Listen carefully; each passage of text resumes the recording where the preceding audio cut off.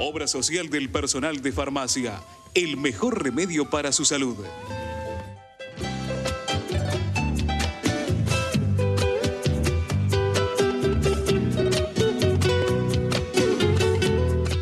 Continuamos en Proyecto Federal. Ustedes si se incorporaron en este momento acá a Proyecto Federal en Argentinísima Satelital, estamos planteando distintas aristas del debate. Ahora estamos hablando de los temas económicos.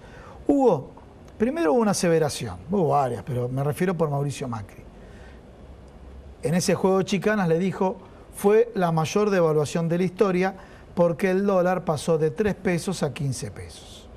Y quedó ahí como un eslogan, y lo peor de todo, que muchos periodistas no especializados ya lo internalizaron. Entonces ya empiezan a decir, el dólar a 15 pesos, o sea, Mauricio Macri ya puso un valor del dólar. Y el otro tema también, que es un tema económico, por eso dije, bueno, pidámosle la opinión a todos los economistas, que si uno toma 12 años y calcula, ¿sí?, hace el cálculo actuarial, en función, ¿qué está marcando? Está marcando que da menos de un 10% de año el ritmo devaluatorio, más allá de lo rimbombante que pareció, estamos hablando de 12 años. O sea que en definitiva estuvo la devaluación por debajo del ritmo de la inflación. ¿Cómo lo ves vos? Y cómo ves vos también que ahora se instaló muchísimo. Scioli al día siguiente dijo, no me contestó nada Mauricio Macri, tengo que empezar a trabajar muy fuertemente en lo económico. ¿Lo ves así? ¿Tiene aristas diferentes? Primero, es una falsedad decir de que el dólar se devaluó de 3 a 15, se devaluó de 3 a 9,50. 9,50. Eso es así porque tanto las importaciones como las exportaciones se liquidan por el cambio oficial entre importaciones y exportaciones, y esto también va en contra de la expresión cepo, una expresión peyorativa de lo que es un control de cambios. Lamentablemente, todos los periodistas, yo diría casi la totalidad de los periodistas y de los economistas del campo nacional y popular aceptaron la caracterización de cepo, lo cual significa hablar en el lenguaje de aquello que tratan precisamente de descalificar un instrumento económico. De manera que entre importaciones y exportaciones, depende del año, ha habido 150, 160, 170 mil millones de dólares que pasan por el cambio oficial. En ese periodo, y tomando la inflación por cualquiera de los índices privados, ya no el INDEC, la actualización de salarios y jubilaciones ha sido superior al nivel inflacionario. De manera que no basta meramente mencionar la devaluación que sufrió el peso, que por otra parte, si con este tipo de devaluación se critica, y hay algo de acierto en esa crítica, de que el peso está sobrevaluado, los mismos que critican de esa forma, ¿qué pasaría si no se hubiera efectivamente devaluado en forma muy lenta el tipo de cambio? El efectuar un shock devaluatorio ya es conocido en la Argentina y efectivamente produce una redistribución de ingresos muy fuertes desde los sectores de ingresos fijos hacia los sectores concentrados de la economía. Así que, por otra parte, la idea de apertura de la economía, que está implícita además en un tipo de cambio alto, y tratar de contener el proceso inflacionario que se intensificaría como consecuencia de una devaluación de esa magnitud, es la apertura de la economía para que a través de los productos importados más baratos se pueda efectuar un ancla al proceso inflacionario a costa de la destrucción de la producción nacional. Este tipo de medidas ya en la Argentina ya lo hemos vivido. Y además, si desde posicionamientos como los que implican los economistas del PRO, es exactamente lo contrario de lo que han realizado los países que hoy son países desarrollados. Los países desarrollados se desarrollaron con políticas fuertemente proteccionistas y recién fueron librecambistas precisamente en el momento en que no tenían competencia o una mínima competencia. Por ejemplo, fíjate vos en el tema del ALCA. El ALCA implicaba, si se aplicaba, y ahora va por el Pacto del Pacífico, de políticas tan leoninas como no poder tener laboratorios propios, ni siquiera salud pública, porque es una práctica discriminatoria de la medicina privada. Y en ese aspecto es exacto. Aclarémosle a la gente, el sector público le compite al negocio del sector privado. ¿Sí? Claro. Pero o sea, a ver, creo que tenemos cambiado el concepto de solidaridad y subsidiariedad, ¿no? Claro, exactamente es así. Bueno, en ese aspecto hay que recordar que Macri, como jefe de gobierno de la ciudad de Buenos Aires, vetó la posibilidad de fabricación de medicamentos desde el área estatal. Y el resto de las provincias lo aprobaron todas. Sí, así que esa es una de las tantas características. Pero, por ejemplo... elaboración de medicamentos, medicina prepaga. Son dos, en términos, a ver cómo podemos decirlo, señales de alerta temprana de que hay un sector que está fuertemente favorecido por las políticas que propone Mauricio Macri. El tema de la fertilización asistida, que Macri tuvo que reconocer que había sido un error y que hay que extenderlo a todo el país, él lo hizo fundamentalmente porque consideraba que desbalanceaba el tema de las prepagas por el costo de los... Acá lo abordamos en varios programas. Sí, de la fertilización asistida. Y tampoco, a ver, esto obviamente en este programa que abordamos muchos temas de salud, hay otro de los conceptos que no se tiene en cuenta, que es una falacia hablar también de las prepagas, porque las prepagas en los enfermos de alto costo, lo que recurren, ahora se llama Sistema Sur, antes era el APE, hacen triangulación con obras sociales sindicales chicas, y tenemos las mejores, las más reconocidas empresas de medicina prepaga, que cuando tenés alta complejidad, cuando tenés cáncer, cuando tenés trasplante de médula, no sos afiliado de la prepaga, te pasan a una obra social que celebra contratos con esta prepaga. ¿Qué quiere decir el descreme? Me quedo con aquellos que consumen menos en el prepago y los que consumen más lo paso a esa obra social. Y siempre doy este ejemplo, pero bien acaso, ya que tocaste el tema, si alguno de ustedes vio un buque de ultramar pasar por la provincia de Tucumán, ¿sí? ¿Vio algún buque de ultramar pasar? Bueno, es uno de los sindicatos que tiene mayor cantidad de afiliados. ¿Por qué? Porque las prepagas hacen contratos, por ejemplo, con capitanes de ultramar, ¿no? Y ahí te marca cómo está el negocio de la salud y los intereses económicos que hay en danza, ¿no? Fíjate vos que en el caso del ALCA, si se hubiera aprobado, y por eso el no al ALCA es un hito histórico, se bajaban todas las barreras aduaneras y éramos invadidos por productos norteamericanos. En cambio, Estados Unidos no bajaban los subsidios a la producción agropecuaria, que es en donde nosotros podemos competir perfectamente. Nosotros no podemos abrir nuestra economía a los productos agropecuarios de cualquier parte del mundo porque ahí es altamente competitivo. Pero Estados Unidos, que subsidia la producción agropecuaria, no sacaba sus subsidios. Otro de los elementos que me había olvidado, que me parece interesante y que fue una aceptación, porque lo aceptó en el debate Macri, fue el hecho de que no bajó la mortalidad infantil en la ciudad de Buenos Aires en 8 años, más aún en algunos casos aumentó, como en la parte del sur de la ciudad, y eso fue reconocido por Macri después de 8 años de tener la mayor renta per cápita del país en la ciudad que era gobernado, ¿no? Hugo, muchísimas gracias. Siempre el tiempo no alcanza, ¿no? Pasamos a la otra parte del estudio con Francisco Noriega, obviamente, Luis. Bueno, efectivamente, Francisco nos está también dando su apreciación respecto de lo que fue este debate presidencial, ¿no? Histórico, obviamente, porque es la primera vez que se realiza un debate de estas características en una contienda de los dos candidatos más votados. Uno de ellos, a partir del próximo domingo, será electo presidente de la Nación y, bueno, de ahí en más, son propuestas muy diferenciales, ¿no?, las que se presentan y que también la sociedad tiene que aprender a poner en balanza, ¿no? En la balanza para ver qué tipo de país vamos queriendo. Sí, hay una diferencia muy clara entre pensar desde el Estado o pensar desde el mercado.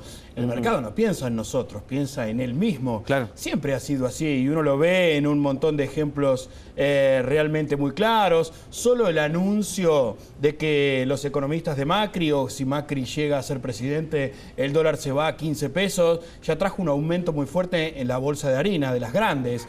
Porque los molinos no piensan en nosotros, piensan en sus propias ganancias. Entonces aumentaron un 23% por las dudas. Porque si Macri llega a ser, y si no llega a ser presidente, ¿me vas a bajar el precio? Claro. No, al revés, vas a volver a aumentar. Bueno, esto siempre pasa así. Yo creo que, bueno, lo que todo argentino tiene que tener en cuenta es que hay un cóctel de medidas Sí. político-económicas que van a ser muy duras, sobre todo para el trabajador y sobre todo para el jubilado, que son la devaluación de la moneda en un 50%, la quita de los subsidios, la apertura indiscriminada de las importaciones. Para poner simplemente un ejemplo, habló durante la semana Sellaro, el titular de la Cámara del Calzado. Sí. La Argentina producía en el año 2003 36 millones de pares de zapatos. Hoy produce 125 millones por año. Claro. Si uno abre las importaciones y empieza a traer zapatos de China, no se puede competir, porque un trabajador chino gana $80 por mes y trabaja 16 horas por día. Entonces empezamos a perder puestos de trabajo. Solo en la industria del calzado hay 110.000 que se ponen en juego este domingo y la gente tendrá que elegir. Después veremos cómo salen las cosas. Bueno, Francisco Noriega, muchas gracias por tu apreciación y por habernos dado un panorama también respecto de lo que fue el debate A presidencial. ustedes, un placer, como siempre. Gracias a vos. Vamos a una pequeña pausa, queridos amigos. Quédense porque en instantes volvemos con mucho más Proyecto Federal. Ya estamos.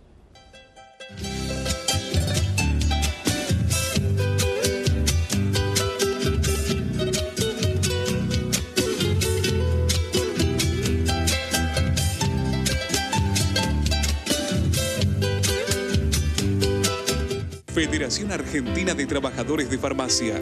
Más de 60 años en defensa de los derechos del trabajador del sector. Comprometidos con la formación de nuevos líderes sindicales. 011-4943-4005. Obra social del personal de farmacia. El mejor remedio para su salud. Trabaja en defensa del sistema solidario de salud. 0800-333-9820. Turismo Social de FATFA. Piensa en el descanso de todos los trabajadores de farmacia, ofreciendo un amplio circuito hotelero en todo el país. 011-4941-9910. Instituto Superior de Formación Tecnológica de FATFA apuesta al crecimiento profesional de todos los trabajadores de farmacia del país. www.institutofatfa.com.ar.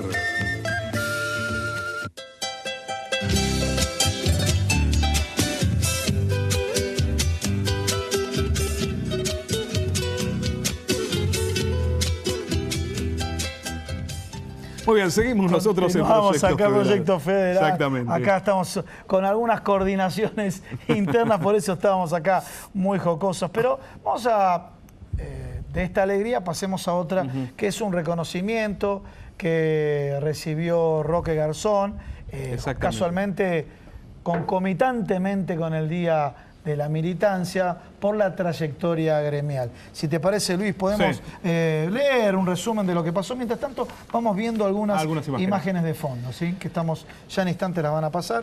Y las dice así, viendo. obviamente para compartirlo con ustedes, la síntesis, como dice Gustavo. Los gremios del Movimiento de Acción Social Argentino, MASA, ratificaron ayer el apoyo a la candidatura presidencial del gobernador bonaerense, Daniel Scioli, y exhortaron a los trabajadores a evitar el ajuste y sus posibles consecuencias en el empleo.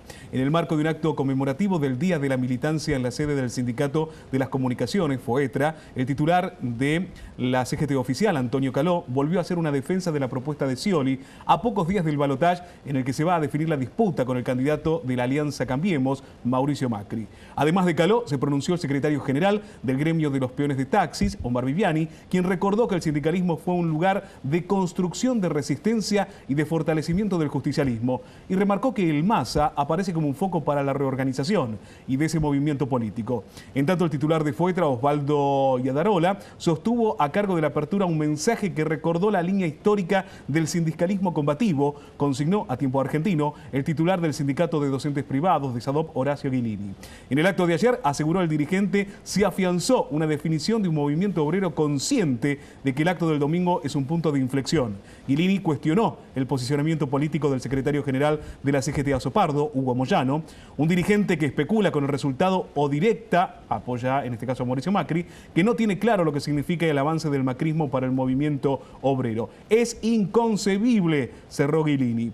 Otro de los presentes fue el dirigente legislativo Norberto Di Próspero, que remarcó a este medio que va a ganar Scioli sin ningún problema por todo lo que se hizo en los últimos 12 años. Guilini compartió el pronóstico. La primera vuelta produjo un efecto inteligente, una reacción de la militancia. No obstante, advirtió que el bonaerense deberá gobernar con una derecha que, como en Brasil, tiene base social con pie para discutir la legitimidad de las instituciones. Acá ustedes estaban viendo las imágenes donde, bueno, los distintos referentes del movimiento gremial manifestaron su punto de vista, y bueno, también tenemos que acordar y recordar este reconocimiento, lo vimos ahí en imágenes, que recibió Roque Garzón como reconocimiento a su trayectoria.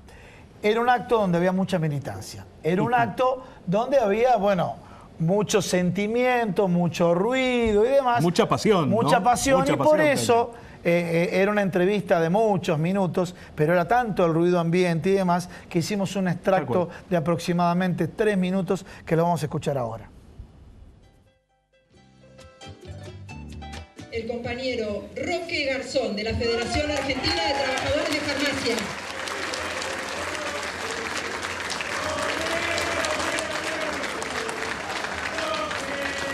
Una emoción, sobre todo el reconocimiento de lo que tiene que ver la militancia, ¿no? A la militancia de todo aquello que hace muchísimos años venimos trabajando, sobre todo por la unidad del pueblo argentino. Mucho más allá de todas las circunstancias que ha pasado el movimiento obrero, que bien lo decían los compañeros hoy en su discurso, era una tercera posición en el mundo, y que realmente llamó poderosamente la atención, y así pasó lo que pasó. Por eso es que hoy estamos nuevamente en una situación de peligro, y cuando la patria está en peligro, los trabajadores tenemos que estar ahí al frente para salvar esa situación. Nosotros creemos que lo que va a pasar este domingo, seguramente que el pueblo peronista y los trabajadores en estos últimos 4 días va a cambiar esa situación que se nos dio, y que realmente fue una sorpresa para todos, pero que así como nos pasó otras veces, nosotros recabaremos nuestra fuerza desde lo más profundo para que esto cambie, para que no vuelva de vuelta esas situaciones que hemos tenido en los años anteriores y que lo sufrieron nuestros padres, y que nosotros luchamos permanentemente para que eso no vuelva.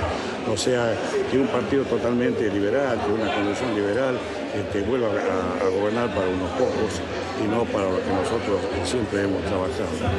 Yo creo que nuestra organización, la Federación Argentina de Trabajadores de Farmacia, dio ejemplo sobre lo que significó la militancia y la lucha, sobre todo, la liberación permanente y la lucha por los derechos de los trabajadores y la liberación de nuestro país. Dio ejemplo con muchos compañeros, como Jorge Juárez, como Horacio Mujica, como Manuel Roberto Reyes, compañeros que a lo mejor no han trascendido en lo que significó la vida gremial del país, pero que han estado permanentemente, fueron grandes militantes y que aportaron mucho para que hoy tengamos los argentinos la patria que tenemos. Sí, realmente, bueno, un reconocimiento a la trayectoria de Roque Garzón. Bueno, nosotros, desde ya, Roque, te mandamos un fuerte abrazo y felicitaciones por tu trabajo y por tu lucha. Bueno, y ahora sí, vamos a hablar de salud. Vamos a hablar de salud, le vamos a dar las bienvenidas. Es un placer tenerla nuevamente con nosotros. Igualmente, muchas gracias. A la doctora Miriam Bruno. ¿Cómo estás, Miriam? Bien, bien, muy bien. También para mí siempre es un gusto participar con ustedes. Ella es médica infectóloga, les contamos a nuestros amigos, y temas como siempre que hablan a las claras de la prevención que tenemos que tener, ¿no? Por sobre todas las cosas en cuanto a vacunación, en cuanto a ciertos tipos de patologías que nos pueden afectar a lo largo de nuestra vida. ¿Es así? Así es, así es. Y bueno, y ahora un poquitito, en estos últimos días hubo todo un movimiento con estos casos de muerte supuestamente que se le implicaron inicialmente con el virus de la influenza B, y eso hizo un poquitito de ruido, creo. Nos asustó un poco, nos preocupó un poco. Sí, totalmente, totalmente. Entonces está bueno, digamos, tomar determinadas cosas, aprovechar para ver cuál es la realidad y cuál es la manera de prevenir y Miriam, como dijo Luis, nos asustó un poco. Entonces la pregunta sería, ¿es para asustarse? ¿Es para concientizarse? ¿Estamos sobreactuando cuando nos asustamos? Yo creo que siempre cuando aparecen así situaciones donde hay alguien que da una alerta, siempre hay un poco de susto, pero me parece que esto tiene que servir para concientizar. Primero porque, bueno, saber bien qué es lo que pasó. Porque cuando uno aparece en estos casos y se mezclan al principio, se muere en algún chico y se ve otra situación que aparece en cuadros de, en este caso, el virus de la gripe, el virus B, entonces uno mezcla cosas. Entonces está bueno ver un poquitito cuál es el análisis de esas situaciones como para entonces entender realmente qué es lo que pasa. Y eso realmente hubo un trabajo muy rápido, la verdad que eso estuvo muy bueno, porque hubo un trabajo muy rápido de todos los niveles de salud y del Ministerio también de Salud rápidamente para ver qué es lo que había pasado y salir, digamos, con una comunicación incluso a todos los medios, digamos, dentro del nivel médico, para aclarar un poco y que también esto, porque muchas veces genera también en los médicos este temor. Temor. Entonces se traslada eso también a las personas también. Bueno, las preguntas clásicas serían el índice de peligrosidad y también de velocidad de traspaso de la gripe B. En principio, digamos, este año tuvimos una cosa diferente a lo que fue habitualmente. Con los climas como estuvimos, el virus de la gripe apareció mucho más tarde de lo que aparece habitualmente. Generalmente aparece más en junio, julio, y ahora apareció en agosto, septiembre y octubre, cuando hizo frío. Y entonces, en esto, generalmente, el más frecuente siempre sigue siendo el virus de la gripe A. Pero el B también siempre está. En algunos momentos aparece un poquitito más, en otros menos, pero siempre es una menor proporción. Y hubo casos que se detectó este virus asociado a esto, pero podría haber sido cualquiera del virus de la gripe y haber tenido la misma evolución. Porque, pero te puedo interrumpir, la gente, por ejemplo, en términos generales, uno cuando dice a la gente gripe B, entonces te preguntan, ¿la gripe B es más peligrosa que la gripe A o, algo más duro, es más mortal que la gripe A? No, por eso, en general es similar a cualquier virus de la gripe. Bien. O sea, son todos iguales, son distintos tipos diferentes. Y por eso uno debe saber que estamos dentro de la gripe. Bien. Entonces no lo debe tener más miedo, no. Lo que sí que, por ejemplo, es uno de los componentes también de la vacuna. O sea, uno está atento a estas situaciones porque pueden, así como cambian el DA que tuvimos cuando tuvimos en el 2009 la gripe pandémica, también se van modificando los DB. Entonces, cuando modifican un poquito más, pueden aparecer algunos casos más, pero siempre son muchos menos de lo que aparecen de la gripe A. Entonces, está dentro de cualquier virus de la gripe. Y los casos que se murieron, uno no tuvo nada que ver con el virus de la gripe, porque no se lo encontró en ningún lugar, el virus de la gripe. Sí. Y en el otro caso era un chico que ya tenía una enfermedad de base, digamos, importante, que incluso no se había vacunado. Tampoco, digamos, estaba seguro si se había detectado o no, pero lo que aparecieron fueron varios que estaban en esa región con detección del virus de la gripe. Entonces se asoció en principio a un todo, lo que en realidad no era de todos. Había habido grupos de virus de gripe B en algunos chicos y estos chicos que se mueren en el mismo área. Entonces creo que acá hay que aprender algunas cosas. Primero hay que analizar un poco cada situación. Y sobre todo este chico que tenía una enfermedad que debería haber sido vacunado y no fue vacunado. O sea, muchas veces uno ve que cuando aparece la vacunación, los que están más alerta a veces no son justo los que tienen que vacunarse o no tienen la misma accesibilidad. Entonces, hay situaciones de riesgo como son los chicos que pueden llegar a tener enfermedades pulmonares crónicas, enfermedades renales crónicas, enfermedades inmunológicas, que tienen que vacunarse. Y por ahí a veces, o por temor, o que por ahí son chicos que pueden tener una dificultad en el traslado y demás, no se vacunan de la manera que tienen que vacunarse. Entonces están en más riesgo también y pueden morirse de gripe, pero también porque tenían una mayor posibilidad de morirse de muchas otras cosas también, hasta de un virus que no sea el de la gripe. Entonces creo que esos son los que uno tiene que informar y también ver cómo llegamos mejor a la población que tiene que vacunarse. La pregunta que yo me haría es la siguiente. Estoy en una zona que detectaron un caso de gripe B. No me apliqué la vacuna. Estamos a fin de año, ¿sí? El mes de noviembre. ¿Tengo que aplicármela? Si uno es una persona que le corresponde aplicársela, o sea, menor de 2 años... Población vulnerable. Exactamente. Los menores menor y los de 2 años, los mayores, y los del medio, los que tengan alguna enfermedad de riesgo. Y los inmunodeprimidos también. Inmunodeprimidos, pacientes con enfermedades renales, enfermedades neurológicas, enfermedades hepáticas, enfermedades cardíacas. Esos se tienen que vacunar si no se vacunaron en cualquier momento. El mejor momento uno sabe que es abril o mayo, porque uno no sabe cuándo va a aparecer el virus de la gripe. Este año apareció más tarde, pero puede comenzar a aparecer en abril o mayo y entonces ya ahí sí se pierde la oportunidad. En este año, que apareció más tarde, entonces uno se puede seguir vacunando. Entonces es importante ver qué es lo que pasa, pero si uno no se vacunó en abril, mayo, junio y está en julio y se dio cuenta que no se vacunó, se va a vacunar. O sea, se vacuna durante todo el año, vacuna hasta fin de año. En noviembre se puede aplicar la vacuna. Se puede aplicar la vacuna si es una persona que tenga algún riesgo, porque uno no sabe cuándo puede estar, aunque sea el mínimo el riesgo, cuándo puede estar en contacto con ese virus. Bien, ¿y esto nos dejó algún tipo de lección o sería, bueno, continuamos enfocando a la prevención? Yo creo que, digamos, son las cosas. Uno, a la vigilancia, o sea, la importancia de la vigilancia, y cuando aparece algo, ese circuito que parece una tontería, pero que nos corresponde a todos los que estamos en contacto con salud. O sea, cuando aparece algo fuera de lo que esperamos, enseguida avisar.